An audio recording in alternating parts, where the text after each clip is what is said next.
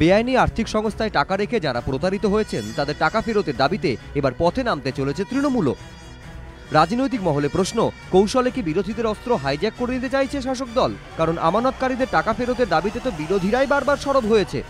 তিনি তো নিজে এই সিআইডি এসআইটি করে বিধাননগর পুলিশকে ব্যবহার করে তদন্তে নেমেছিলেন, তাহলে আজকে এসে বলছেন কেন? তাহলে 3 বছর ধরে তিনি কি করলেন? মমতা ব্যানার্জি তখন বলেছিলেন 500 কোটি টাকার ফান্ড করে দিয়েছি, টাকা ফেরত দেবো।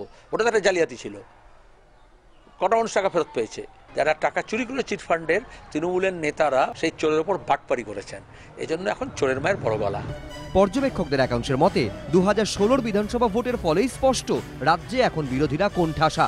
এই অবস্থায় গত কয়েক বছর বারবার যে চিটফান্ড অস্ত্রে সিপিএম কংগ্রেসরা শান দিয়েছে তাও কি রাজনৈতিকভাবে ছিনিয়ে নিতে চাইছে তৃণমূল?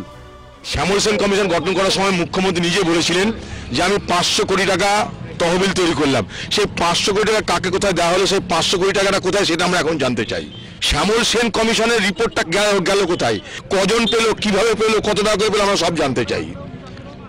আসলে এখন মুখ্যমন্ত্রী মমতা ব্যানার্জি সম্পর্কে প্রতারিত মানুষ বুঝে ফেলেছে যে এই দলের যারা নেতা মন্ত্রী তাদের বহু মাতব্বরদের ভুবনেশ্বর জেল যেতে হবে। স্বাভাবিকভাবেই সেখান থেকে মানুষের দৃষ্টি ঘোরানোর জন্য তাকে নানা রকমের আন্দোলনের আছিলা তৈরি করতে হচ্ছে। পর্যবেক্ষকদের একাংশের মতে প্রতারিতদের টাকা ফেরতের দাবিতে তৃণমূল রাস্তায় নামলে ফের শাসক বিরোধী চাপানুতোর তুঙ্গে ওঠার সম্ভাবনা।